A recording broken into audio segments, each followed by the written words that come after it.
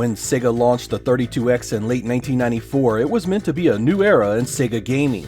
Affordable 32-bit power as an alternative to the Sega Saturn and Sony PlayStation. Sega Genesis and Mega Drive owners didn't need to drop their older machines to upgrade, as the 32X worked in tandem with what they already owned. The question is, how did these enhanced games fare against the vanilla versions already available? In this episode, we are going to take a look at the same or similar software that was available across the Sega Genesis, the Sega 32X, and the Sega CD. Did the 32X really give us that next generation feel, or did it crash and burn, leaving Sega fans feeling ripped off? Let's take a look and find out.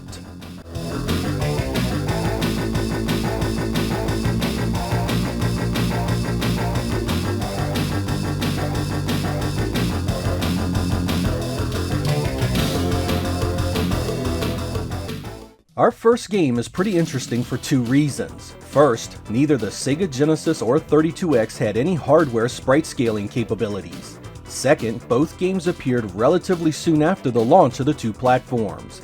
The extra horsepower under the hood of the 32X really makes a difference here, however.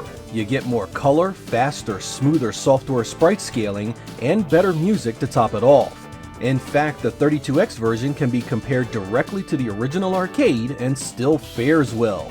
It was for a time the best home version of Afterburner 2 available on a Sega platform, easily killing the Genesis and Master System variants before it. The Sega Saturn version showed up a while later and stole the title, but even then the 32X edition was a fine version to play.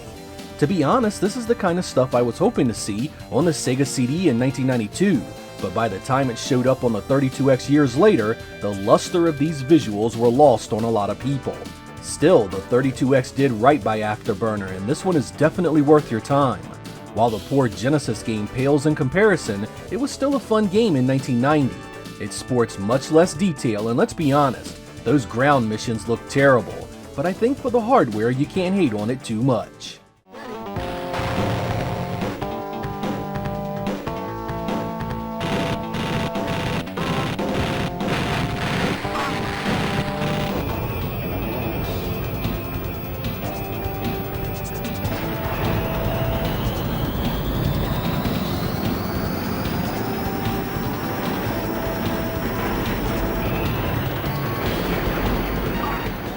Mortal Kombat 2 was incredibly popular back then. When it hit home on the Genesis and Super Nintendo, the latter commanded most of the respect in regards to being more accurate to the original arcade vision, particularly when it came to sound effects.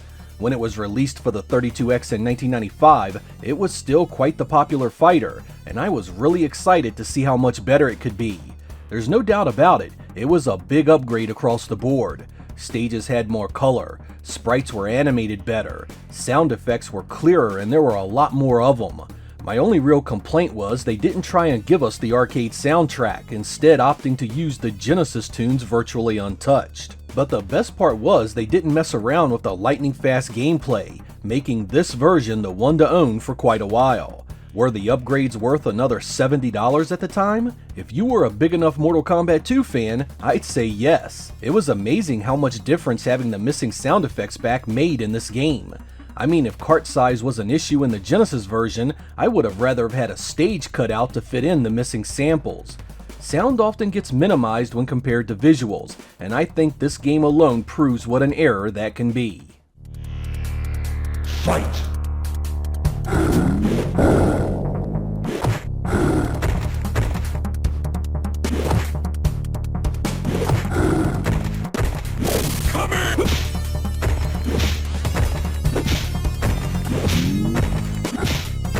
Round one, fight! Come here! Outstanding.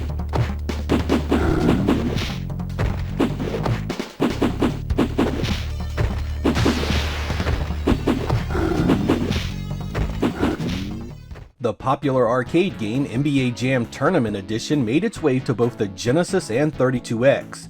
The 4-player Genesis version was always an outstanding port of the game, so the 32X really had something to build on.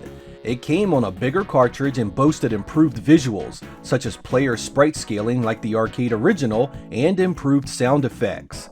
But compared 1-to-1, how big of a difference is actually here? You still get a ton of dithering across the court and crowd, most of the assets are the same across the scoreboard and front end, and I dare say the music itself isn't all that great. The voice samples are louder, clearer, and there are more of them, giving you that arcade feeling quite nicely. I must confess that the larger scaling sprites of the 32X version have an off-putting mix with the backgrounds. The Genesis sprites fit in better in terms of size and detail. I don't know, this one is a mixed bag for sure.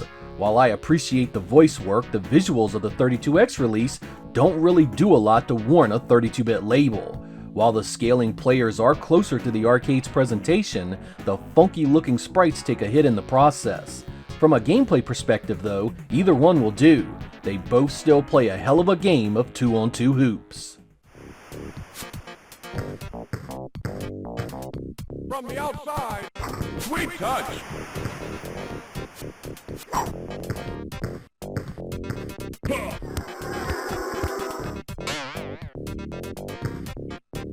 Head fake.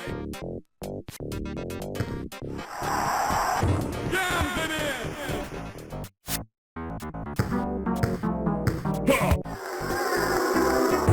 Boom shakalaka.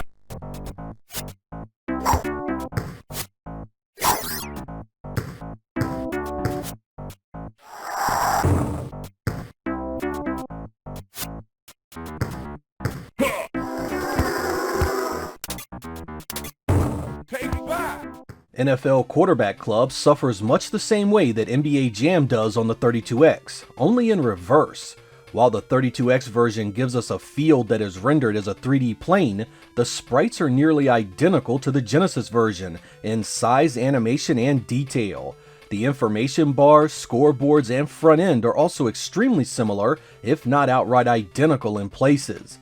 I do like the more 3D field in the 32X version, especially how it allows you to look downfield better, but these two games are far more similar than they are different.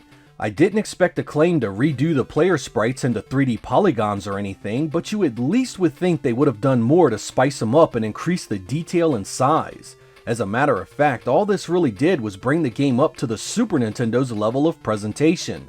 Side by side, it certainly doesn't destroy the Genesis version visually, and perhaps most disappointing of all, the sound effects are pretty much identical, with only a bit more clarity in its overall quality. While I do think it's better than the Genesis release, this thing was $70 at launch, and it damn sure wasn't worth that. Curiously, this was released in every major region despite NFL football's limited appeal outside of North America. That green put first down. That white 51 hut.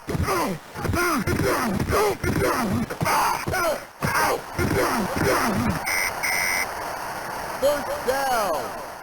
Pitfall: The Mayan Adventure was an interesting release for the 32X. It saw some big color enhancements over the Genesis release, but suffers from some serious frame rate issues while playing. This is basically because, unlike the Genesis, the 32X itself had no specific hardware for scrolling 2D graphics efficiently. This had the unfortunate side effect of some 2D games running at 30 frames per second versus their usual 60 frames per second, with Pitfall here being one of them. So while you do get a better looking game, the trade-off is far from worth it. The slower update makes things much more difficult to play in my experience. Whereas I can make my way through the Genesis version's first 3 levels, I find myself having heaps of trouble making jumps and taking hits in the 32X. Activision even skimped out on trying to improve the audio on any level. The sound effects and music are identical to the Genesis version in every way that matters, and I couldn't pinpoint any decent improvements anywhere. This one always had some great animation, and that at least returns, but that performance leaves much to be desired. This was also released on the Sega Cd, and that one gets the nod for best playing version on a Sega system.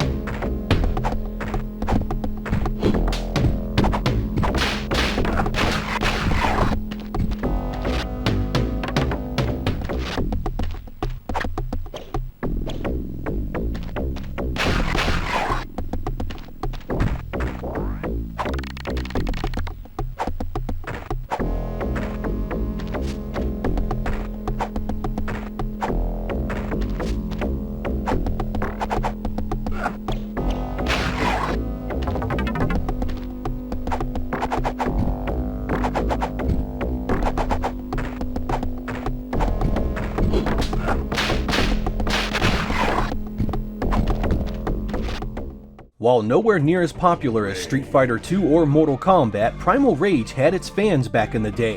When the Genesis version was released, it took a major hit in both sound and visual fidelity when compared to the arcade original. The 32X version sought to remedy this by bumping up the color and improving the sound. Was it able to succeed? Well, it's definitely better than the Genesis version, of that I can confidently say. Right off the bat, you notice stages have more color and better details. The cool line scrolling makes a return too, so there's no question each stage manages to impress a bit more. The sprites are also more colorful and even a tad larger, bringing them a more arcade feel. Even the little humans scurrying around in the battles are better looking on the 32X. Time Warner Interactive even cleared up the sound effects here. This makes for an improved home port in every single way, but let's be realistic here. It's still a world away from being arcade accurate. It still has way less animation, much smaller fighters, and the overall detail and clarity is no match at all. The Saturn and PlayStation would receive ports around the same time that just murdered what you see from the old 32X here. So yeah, it was better than the Genesis, but still way behind other versions of the game.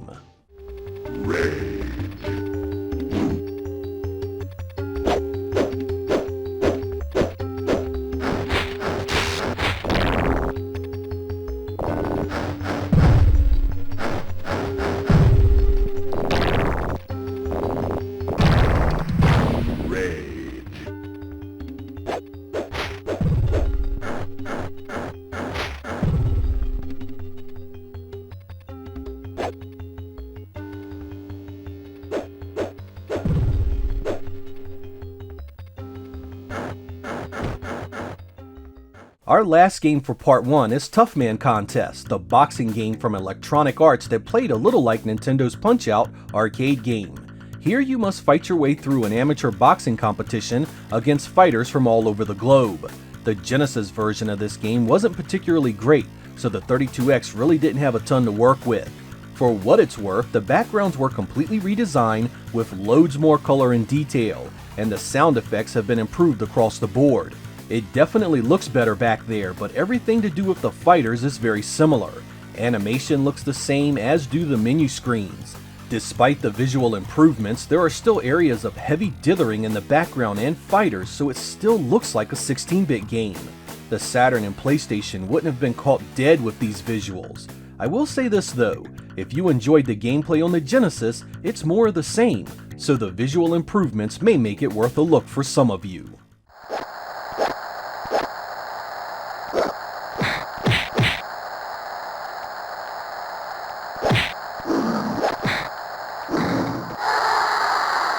One, two, three, 4, 5, 6, 7.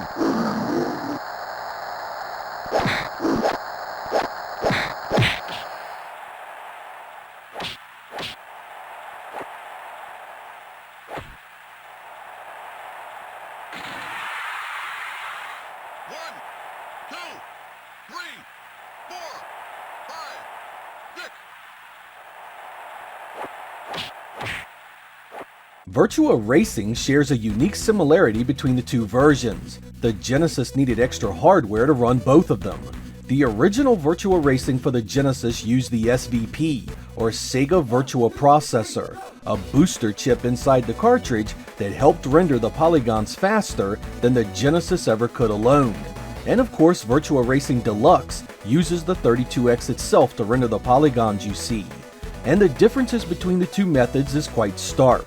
While the original Genesis release was impressive in its own right, the 32X is the better version of the two by leaps and bounds. You get much better color across both the backgrounds and polygons.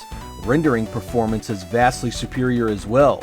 The 32X's sound hardware gets some use with clearer voices, sound effects, and music.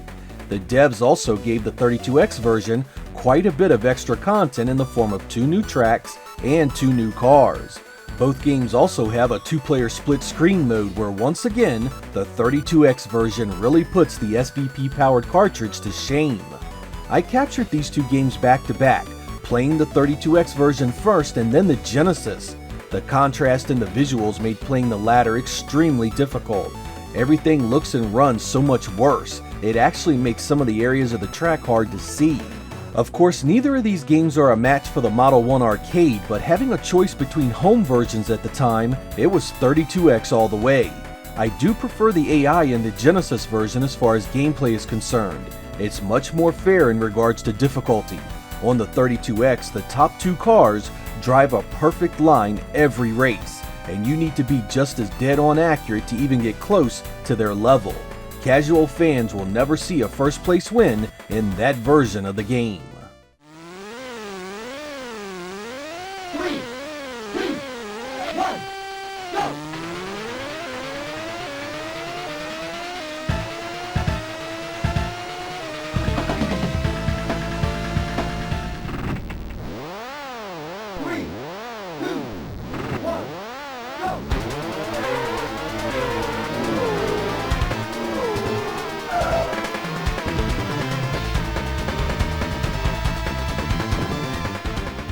Since Sega made the 32X, you'd think that they'd make software that really took advantage of it. I mean, they were trying to sell the thing to you, right? Well, in 1996, we received the World Series Baseball starring Deion Sanders for the 32X, a continuation of the much-loved baseball series that started on the Sega Genesis.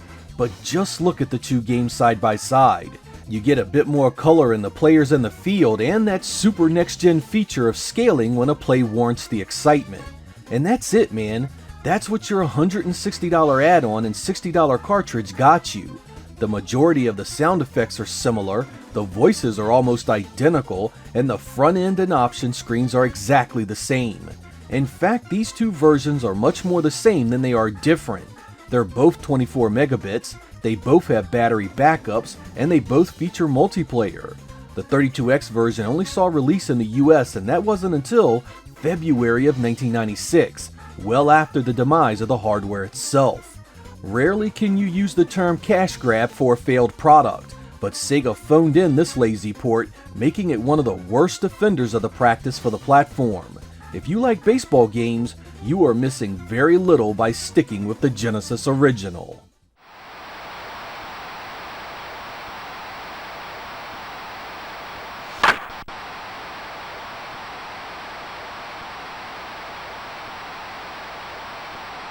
Next up, for the Braves, the second baseman, number 20.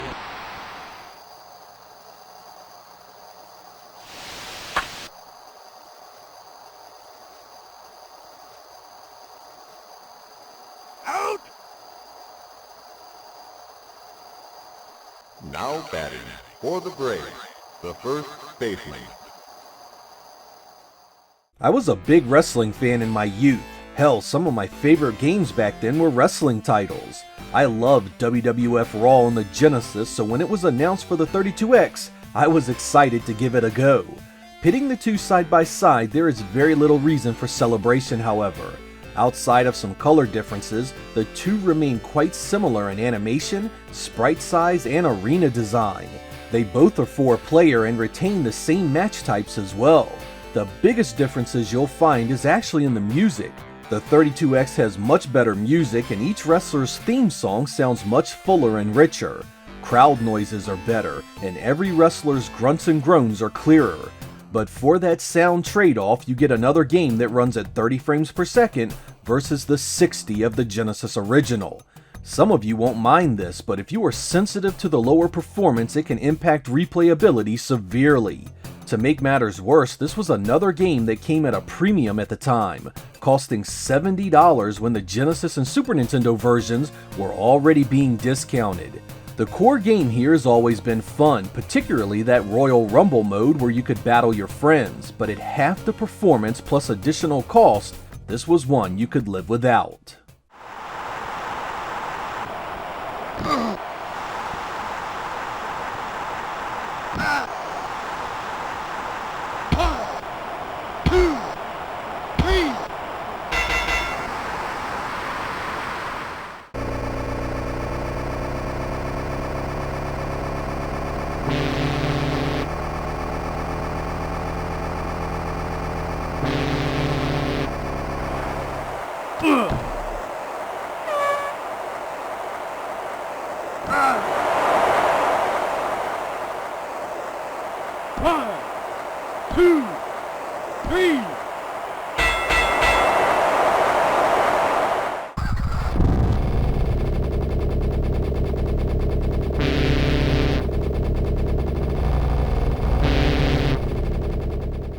While Acclaim was responsible for publishing both WWF Raw and WWF Wrestlemania the Arcade game, the results couldn't have been any different. Here, Sculptured Software really upgraded the standard Genesis version. The sprites are larger and more colorful, the ring and arena are more detailed, and the music is in a different league entirely.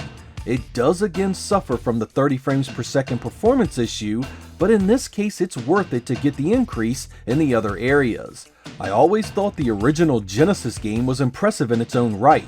It had all the wrestlers and looked fantastic for hardware that was years behind the arcade machine in terms of technical advantages. With that said, I really do like the 32X entry as well. They really kicked up the visual oomph, and I noticed very little slowdown when more than 2 wrestlers were on the screen. Had WWF Raw had this same level of enhancement, it would have been a far more impressive experience. You don't often hear me say this, but I'll take the 32X's visual goodies over the smoother gameplay of the Genesis edition in this one. Matchup, Razor Ramon versus Lex Luger and Yokozuna.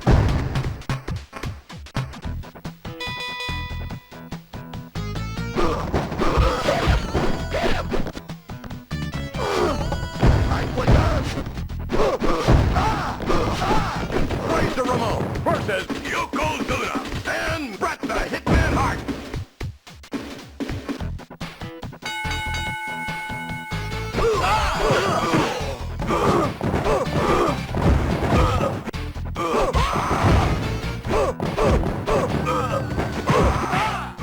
The Brutal Fighting Game series was released on the Genesis and Sega Cd in 1994 under the name Brutal: Paws of Fury. These two versions were largely the same visually, with the CD having the added benefit of better music. When the 32X edition was released the following year, it was called Brutal Unleashed: Above the Claw, and saw some pretty radical upgrades in background graphics and content. You get 2 new fighters and 4 new stages, giving you plenty of things to learn and play around with. The backgrounds have seen some major polish, both in color and detail. The ones that were redrawn are night and day, and really take advantage of the 32X's additional palette. So, more fighters, more stages, and improved visuals. It's another 32X winner, right? Nope, sure as hell ain't. While the additions are welcome, this takes a nosedive in the gameplay department. Running at 30 frames per second, it's so much choppier than the Genesis and Sega CD versions. Stages that have foreground detail show it off the worst, damn near a slideshow of poor scrolling. I was never a fan of Brutal's gameplay either, so losing that smoothness just worsened my distaste for it. The setup was always weird anyway. You start out with no special moves and have to earn them as you play. And get this, to keep what you have learned, you gotta put in a password to recover them. I don't know, man, this game was an acquired taste to begin with, so the 32X version is a hard sell. I can tolerate 30 frames per second in a brawler like WrestleMania, but here you really do feel it impact the gameplay that wasn't all that great to begin with.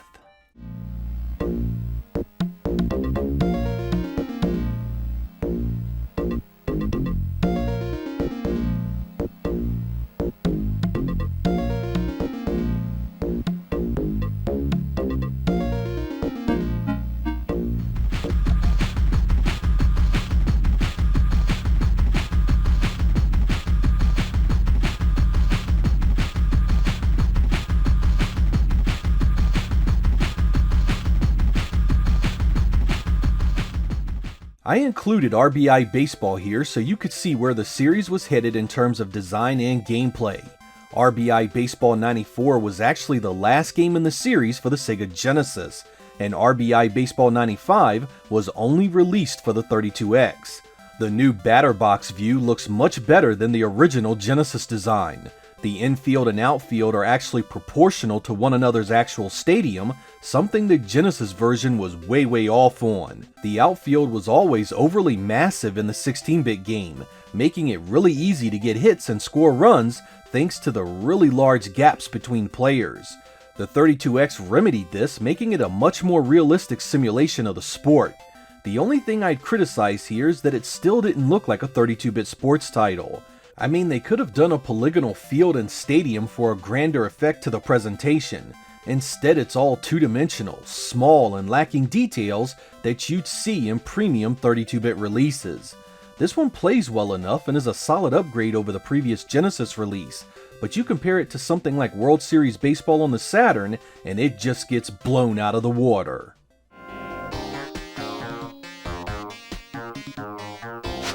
Fly ball is short.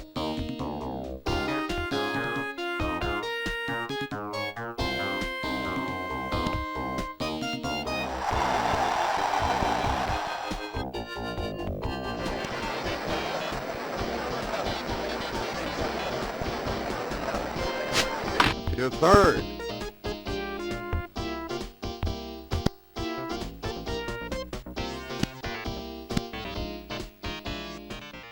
At the end of 1995, Electronic Arts released FIFA 96 for both the 32X and Genesis. This is one of the few titles that actually had two different teams develop two different games under the same name for the Genesis and 32X. They were even released on the same day, though the latter was only released in Europe. And boy, what a difference between the two versions you get. While the Genesis uses traditional sprites against a 2D field, the 32X version uses 3D polygons for the field and stadium, and 2D sprites that scale in and out with the action. This allows you to choose different camera angles that can really change the way it feels and plays. This definitely gives the 32X version a next-generation appeal the 16-bit game lacks entirely. But to be fair, there are some trade-offs for this new 3D engine. First, you lose the beautiful animation in the Genesis sprites and the smooth field movement. While the 32X visuals are more dynamic and exciting, they are also far choppier and nowhere near as detailed.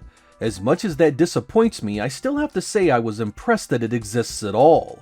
Most sports games, even Sega's own line, were just rebadged Genesis ports and little else. Electronic Arts actually gave you a 3D engine here, and that was no small victory on a platform with so few games.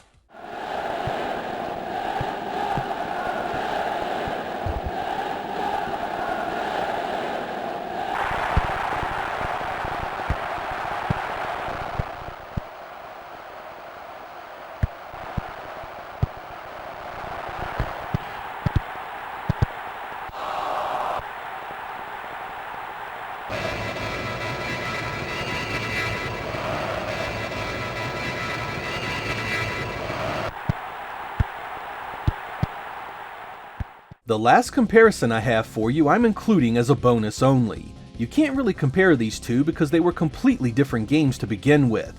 They were also many years apart.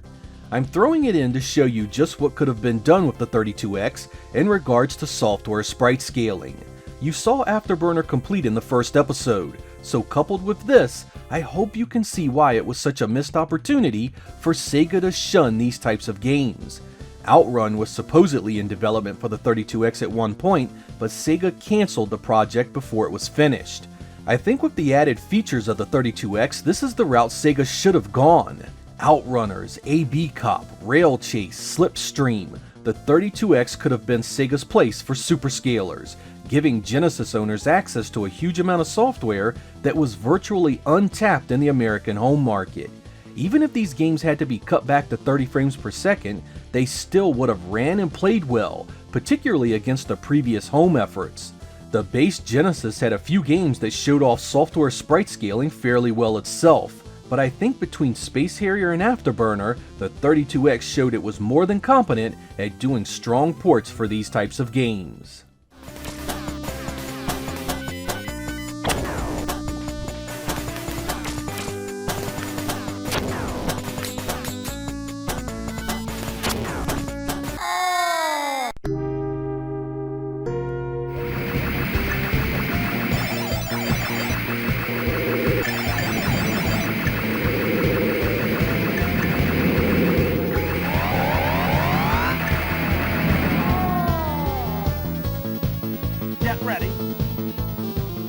We are going to start with Surgical Strike, an on-rails explosion simulator. This was developed by the Code Monkeys, the same company that did Tomcat Alley. You are in control of a combat hovercraft that is loaded with missiles and a chain gun. As targets pop up, you mow them down or blow them up. You even have some control over the direction you move, though these are still confined to the pre-recorded paths. Here, the color advantages of the 32X are pretty easy to see.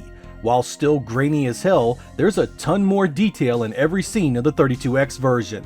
To its credit, the Sega CD is still full screen and is still fairly easy to make out everything that's going on. And man, are both these games hard as hell. The first few times you play them, you have no clue just what the hell is going on, and you take damage from every angle. Curiously, the 32X version was actually advertised on the Sega CD box as a free upgrade, but that never happened. In fact, the only boxed release there ever was for the 32X was in Brazil, where it was sold as a standalone product and has become a heck of a collector's item, especially complete. Outside of its collectability, I can't say I enjoyed this one much. I appreciated the realistic models and the environments, and everything blows up real good, but the constant switching between these animations and the targeting system really grows tiresome. The 32X is definitely the better looking version, but this game is a misfire otherwise. Okay, soldier. Kabul knows you're here. You're gonna have to find your own way in. JJ and I'll give the look down from here. Take out the missiles before they get off the ground. Shoot for the boosters. Okay, soldier.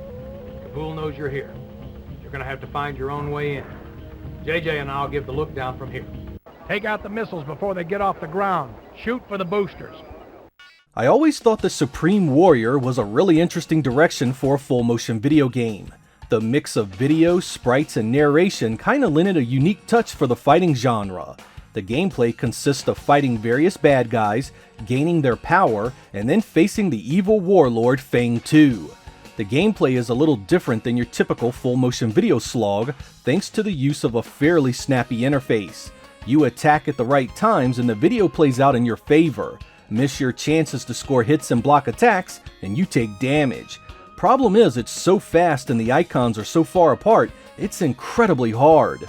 Watching my daughter play it was hilarious. I was bad myself, but watching her fumble with the control pad in exasperation was eye-opening. She told me she sees why the Sega CD went down in flames with garbage like this. The Sega CD video is not full screen, but it still doesn't look too bad. It has the typical grainy look, but everything is easy to see and make out. The 32X version improves nearly everything about it, however. The video is cleaner, in a larger window, and of course quite a bit more colorful. Surprisingly, they did skimp on the heads-up display, which still looks like the low-color Genesis border, it's just smaller. Like a lot of full-motion video games, Supreme Warrior is tough no matter which version you play. It takes quite a bit of time to get a feel for how to succeed, and man does it get tiresome getting your ass kicked over and over. I did enjoy the 70s style kung fu presentation, and the cutscenes can actually be quite entertaining. The vanilla Sega CD version of this is fine for these things, however, making the 32X version kinda unnecessary outside of the additional visual polish. At its heart, it's still a full motion video game, so if you hate them, this one ain't gonna be changing that.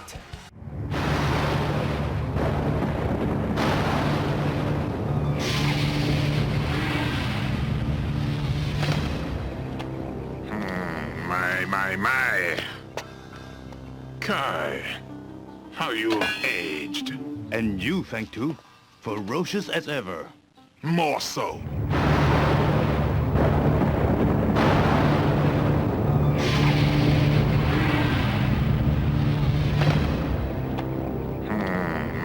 My. Kai, how you've aged. And you, Fang 2, ferocious as ever. More so. One of the stranger full-motion video releases was Slam City with Scottie Pippen. Like Supreme Warrior, it uses fast interactions to play out the various video clips. It of course is nothing like real basketball. While you can move the on-screen character, you have no control over how the video flows, meaning you have to look for the right cues to actually succeed. But this is utterly destroyed by the constant cutscenes and trash talking that break up the action. It's weird stuff too. Guys trying to score girls, bookies taking bets, and a ton of other non-basketball related crap. The Sega CD video is again grainy as hell, but it at least remains detailed enough to follow what's going on. The 32X version offers some improvement, but not a lot to get excited about. There is still tons of blocky artifacts hampering the display, and the sprite elements look just as awful in both editions. They even kept the same damn low color heads-up display. Again, I appreciate that Digital Pictures was trying to make full motion video games more exciting, but it again fails to unshackle its games from poor pacing, terrible control, and a bunch of interruptions that have nothing to do with the subject matter. If they put the constant cutscenes before and after the game, it may have been more tolerable, but as it stands, both these versions are piss-poor representations of the sport. Both also come on a whopping 4 CDs. Man, I almost broke a sweat running points on you so fast. You got beat down bad, man.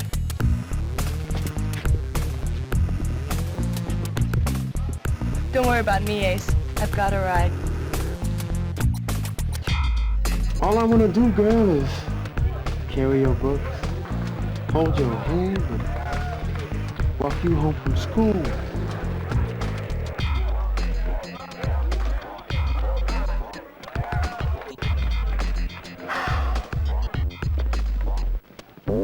Yo, bro, you were so close, but nah.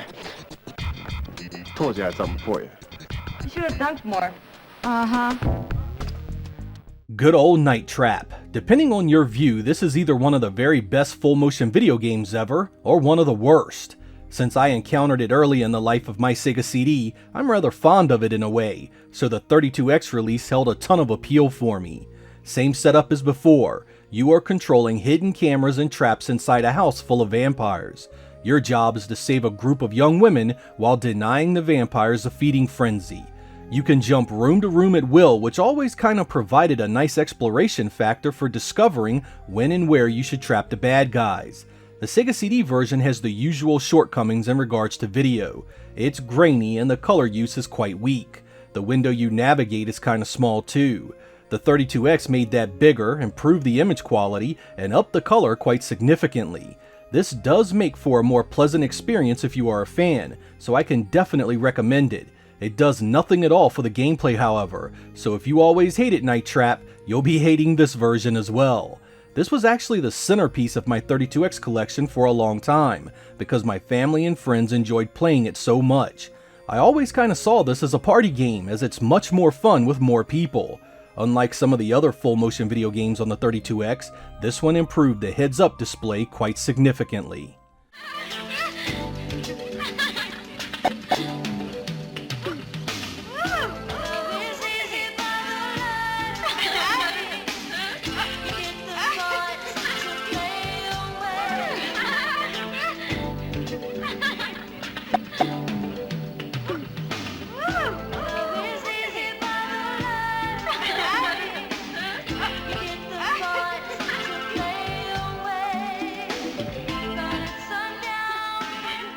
When Fahrenheit was released in 1995, it was the only North American release for these machines that shipped with both versions in the same retail packaging.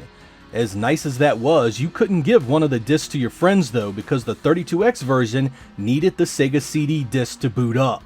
Not that it matters, because this is yet another case of only mildly improving video assets. The goal here is to work your way through burning buildings, completing objectives before your oxygen runs out. You can freely move as you please, but you won't last long if you keep going the wrong way. Originally, you were aided by maps that were included in the instruction manual, and without them, you kinda end up flying blind. Both versions are full screen and there's no heads-up display to speak of, so these two end up looking pretty similar. After seeing a few full motion video games in a row, you kinda start to realize that while the 32X version looks better in every instance, the impact just isn't all that impressive. Both are still grainy, both still have loads of compression artifacts, and both just don't look all that great. I mean, you had a $100 Genesis, a $300 Sega CD, and a $160 32X, and this was the best improvement we could get. The monumental disappointment of how these two machines were being used should be setting in right about now. Hot dogging tonight, okay?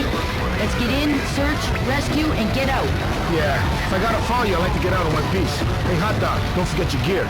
My daughter, Emily. My daughter. Slow down. What's the story? My daughter might be in there. Car is there, but I don't see her anywhere. Oh, God, you gotta find her. You heard him, boys and girls. There may be someone in there. It's time to shake and bake. Don't tonight, okay? Let's get in, search, rescue, and get out. Yeah, if I gotta follow you, I'd like to get out in one piece. Hey, hot dog, don't forget your gear. My daughter, Emily. My daughter. Slow down. What's the story? My daughter might be in there. Car is there, but I don't see her anywhere. Oh, God, you gotta find her. You heard him, boys and girls. There may be someone in there. It's time to shake and bake. No offense, Proby. Corpse Killer was perhaps one of the better received full-motion video games of the time thanks to its shoot-'em-up gameplay. While these segments were surrounded by story bits, the main gameplay has you shooting zombies in side-scrolling action similar to the likes of Operation Wolf. The 32X again improves the things it did in the other games, and again, if you have access to both, that is the version you want. Hell, I'd even go so far as to say the 32X version rivals the Sega Saturn in video quality. But that's only saying something if you like the game. It's still the same game it always was, and again, even with the improvements, the 32X video is still not particularly great. Both versions claim to use the Minisaur light gun, but I've never tried them out to see if it actually works.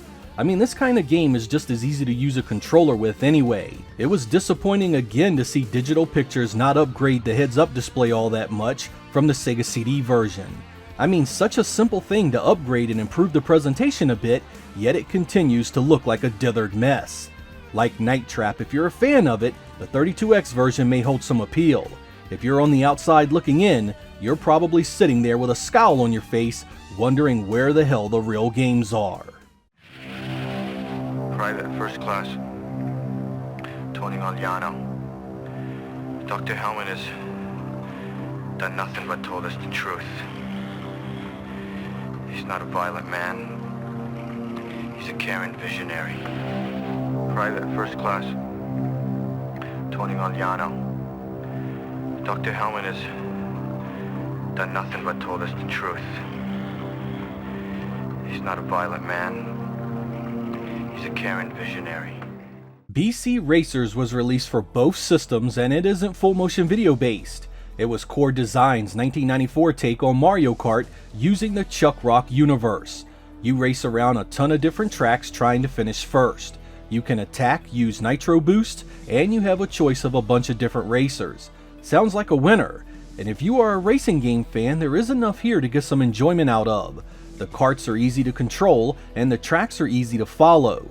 The problem? Neither one of these games take true advantage of either platform. While the engine is technically using some scaling techniques, both are not anywhere near as smooth as they should be. I mean, there are better looking scaling engines on both that are much smoother and faster, making you wonder just what the hell is going on. While this was bad enough for the Sega CD, the 32X version is supposed to be on a next generation machine. Look at it. Does that look next generation to you? The problem here is that BC Racers isn't a bad game, it's just that it should have been so much more. It was never a deep or complicated experience, so the jump to 32 bits should have at least brought some visual power with it. No such luck. They even messed around with the control and how you attack and do Nitro Boost, which was easier and you could attack from both sides on the Sega CD. While Sega was wowing us with Afterburner and Space Harrier, this thing here was nothing short of a titanic letdown.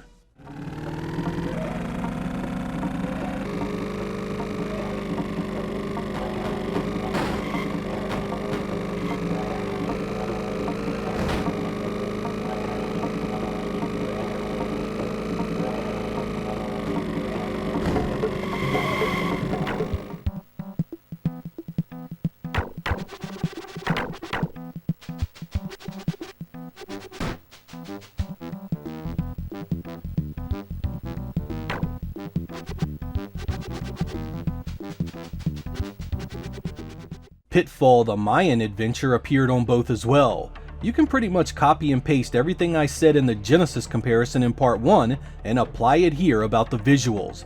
The Sega CD version is pretty much identical to the Genesis in graphics, so again the 32X version looks better thanks to more color. But with that comes the frame rate being cut in half, essentially ruining a fast-scrolling 2D game like this.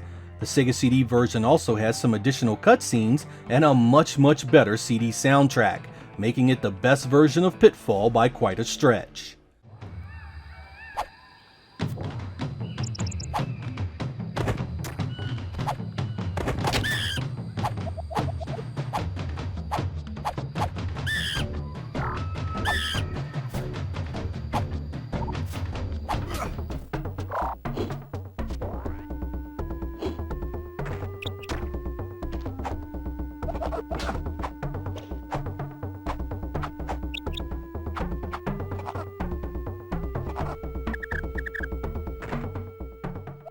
brutal Paws of Fury was also on the Sega CD. Again, take what I said about the Genesis version before and apply it here. It doesn't have the big color of the 32X version, but it plays so much better. The scrolling on the 32X is so janky it actually moves the position of the second fighter as you move around him. No joke, you can move the position of the second fighter by just scrolling the screen. The Sega CD version of course adds a ton of animation, and the CD soundtrack ain't so bad. Still, this game is a low tier fighter no matter which way you choose to play it.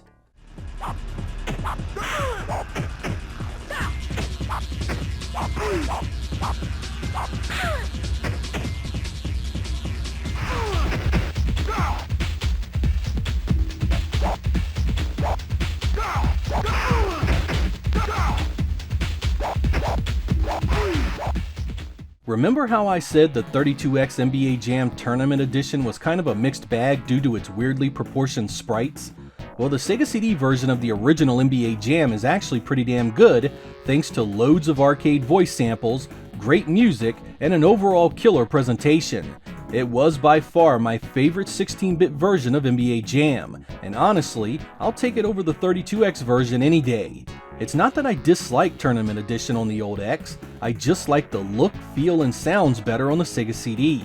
In the plus column, the 32X version has a better roster for many of the teams.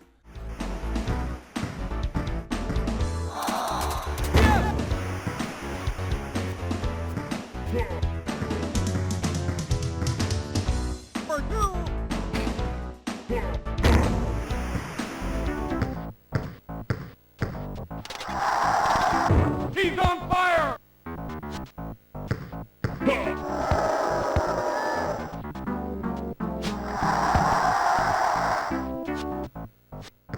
The next 3 games you're gonna see are just comparisons for fun since they are all pretty much completely different content. The Sega CD got WWF Rage in the Cage, an earlier entry into the series that would go on to become WWF Raw on the 32X. As you can see, very similar overall in how it looks and plays. Of course, the Sega CD version had some great music, but lacked the all-important Royal Rumble mode, a crushing omission. I still really like both games though. Afterburner 3 was more a take on G-Lock than it was Afterburner, but here it is nonetheless. This was one of the most disappointing releases on the Sega CD for me, and the 32X version absolutely annihilates it visually. The Sega CD version has a nice soundtrack, but man is it dog ugly. Last but not least is Soulstar, the core design space shooter that really showed off what was capable with the Sega CD scaling hardware. A port was meant to come to the 32X as well, but midway into development it was cancelled, and all that remains is this simple prototype. It's a shame it never saw the light of day. The following contest is scheduled for one fall. To my left, from Uganda, weighing 390 pounds, the Ugandan giant, Kamala! So, after playing all these games, what conclusions have I reached? As much as I wanted the 32X to be more than it was, there is no question it was an ill-timed, poorly designed stopgap that was in no position to perform as well as gamers wanted it to, and Sega needed it to. Much like the Sega CD before it, the very nature of its add-on qualities meant we were gonna get a ton of similar games that failed to truly utilize the hardware effectively. As we saw time and time again, many of the games for the 32X amounted to little more than Genesis software with a few bits and pieces of enhanced color and sound. And while it's easy to blame lazy developers for these games, it's as much Sega's fault as it is theirs. The 32X's design and marketing didn't exactly inspire game makers to take a lot of chances, particularly with the Sega Saturn landing a mere 6 months later. To add to the letdown were 32X CD games that were exclusively full motion video, so we never got to actually see all 3 pieces of hardware doing a traditional game together. Despite these realizations, the 32X still had some games very much worth playing. And the thing is, almost all of these games did something the base Genesis wasn't known for. Those ports of Space Harrier and Afterburner showed that sprite scaling was definitely something the 32X could do, And of course the polygon games for it represented some of the best experiences. A flat-shaded Virtua Cop could have been a winner, a port of Outrunners would have been huge, and just imagine a special 32X version of Phantasy Star 4. Where were these games at? If Sega lacked the resources to push this kind of software, why bother releasing a 32X at all? I also believe that Sega went about the form factor of the 32X entirely wrong. The messaging itself was as convoluted as I've ever seen. This right here should have been the product Sega released from day one. Not an add-on, but an upgraded Genesis 2. The Genesis 32X would have been standalone. Sega could have promoted its backwards compatibility to parents, and perhaps more importantly, it wouldn't have had the stigma of being attached to an old system. Given how inexpensive it was to produce the Genesis at that point, I doubt it would have cost much more than the 32X we actually received. But hindsight is always 20/20, and none of that mattered. What we are ultimately left with are kids that had it back then and kids that didn't. The former likely have a few good memories of the old 32X, while the latter experienced it much later, endearing it to none of them. And that tends to be gaming in a nutshell. What you played as a kid has a profound effect on your opinions of these products, both then and now. While I can certainly see the flaws of the 32X and its software, there is still a part of me that really enjoyed some of its games. And honestly guys, that's all that really matters. I'm Sega Lord X, thank you guys for watching, and I will catch you next time.